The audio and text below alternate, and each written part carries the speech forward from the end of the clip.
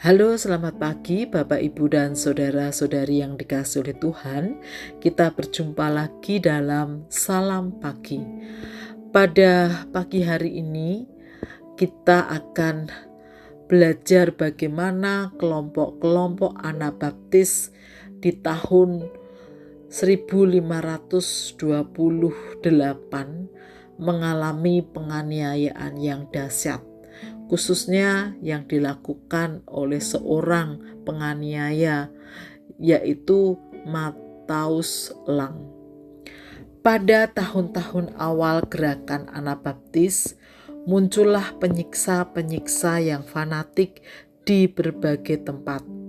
Orang-orang yang giat berusaha menghabisi semua orang Anabaptis dan secara ragawi menyingkirkan semua bekas-bekas keberadaan mereka. Beberapa di antara penyiksa-penyiksa itu bahkan membunuh orang-orang Anabaptis, termasuk mereka yang mau mengaku bersalah. Ada juga yang berusaha mengusir mereka dari tanah-tanah milik mereka. Ada lagi yang membakar rumah-rumah tempat orang-orang Anabaptis melakukan pembaptisan dengan maksud mengusir setan, roh jahat. Prince Archbishop Kardinal Mataus Lang dari Strasbourg adalah orang yang sangat menginginkan setiap orang di daerahnya menjadi orang Katolik yang setia. Ia mengembangkan kebencian yang kejam terhadap orang-orang Anabaptis, mengejar-ngejar mereka tanpa belas kasihan sampai ia mengusir hampir semua pengikut Anabaptis dari daerahnya. Keuskupan Agung Salzburg merupakan daerah yang mempunyai hukum sendiri di bawah kekuasaan uskup agung tersebut. Lang mengeluarkan perintah mengirimkan polisi-polisinya secara sistematik untuk melakukan pencarian orang-orang Anabaptis, melarang orang membicarakan tentang aliran-aliran Anabaptis dan Lutheran di kedai-kedai atau di rumah-rumah penginapan, melarang memperkerjakan orang-orang asing di segala bidang keahlian atau perdagangan di Salzburg, memerintahkan agar semua orang yang sedang melakukan perjalanan melalui Salzburg diperiksa teliti mungkin oleh polisinya. Jaringannya yang diperketat itu menangkapi kelompok-kelompok Anabaptis sejak akhir tahun 1527 hingga awal 1528. Pada akhir bulan Oktober 1527, ia menangkap sekelompok orang Anabaptis yang terdiri dari 32 orang, termasuk para pemimpin yaitu Jerome dari Monse dan Eucharius Binder. Lang membakar banyak orang. Ia memerintahkan agar 5 orang di antara mereka yang mengaku bersalah dibunuh lebih manusiawi. Mula-mula kepala mereka dipenggal, kemudian jasad mereka dimasukkan ke dalam api. Pada awal bulan November, polisi Lang menangkap 27 orang Anabaptis. Ia memerintahkan agar 5 orang dari mereka diikatkan dengan kuat pada rumah tempat mereka bersekutu. Kemudian rumah itu dibakar.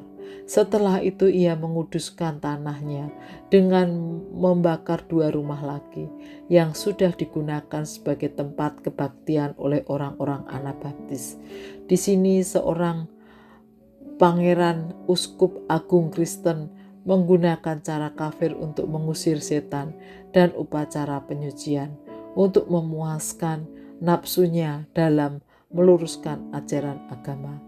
Catatan yang masih ada menunjukkan paling tidak 41 orang Anabaptis dipenjarakan di penjara-penjara bawah tanah di Salzburg pada tahun 1528. Tidak ada satupun keterangan yang menunjukkan bahwa mereka dibunuh, kecuali kisah singkat kematian 18 orang yang ditulis oleh Van Braak. Yohanes 15 ayat 18 sampai 19 berkata, "Jikalau dunia membenci kamu, ingatlah bahwa ia telah lebih dahulu membenci aku daripada kamu. Sekiranya kamu dari dunia, tentulah dunia mengasihi kamu sebagai miliknya. Tetapi karena kamu bukan dari dunia, melainkan aku telah memilih kamu dari dunia, sebab itulah dunia membenci kamu."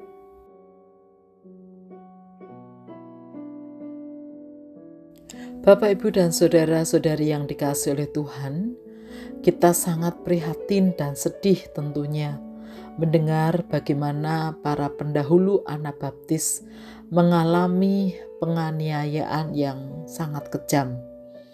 Apalagi penganiayaan tersebut dimotori oleh pemimpin wilayah tempat tinggal, maka akan sulit untuk menghindari ancaman tersebut.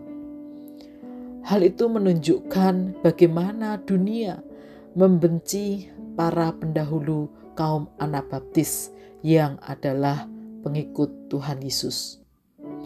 Firman Tuhan dalam Injil Yohanes 15 ayat 18 sampai 19 tadi meneguhkan. Oleh karena itu, Bapak, Ibu, dan saudara yang dikasihi oleh Tuhan, mari kita terus sadar sebagai umat Tuhan, kadang harus berhadapan dengan dunia yang membenci kita.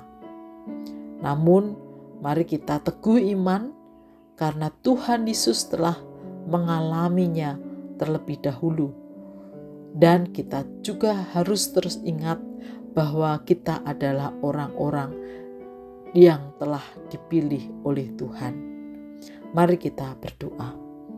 Tuhan Yesus, kami memohon berkat-Mu untuk setiap anak-anak Tuhan yang harus menghadapi kebencian dunia karena iman percaya atau pekabaran Injil yang dilakukan. Kami memohon Tuhan terus menguatkan dan meneguhkan. Demikian juga kami, kiranya kami terus tetap setia kepadamu, bahkan di saat dunia membenci kami karena iman percaya kepadamu. Di dalam nama Tuhan Yesus kami berdoa dan mengucap syukur. Amin.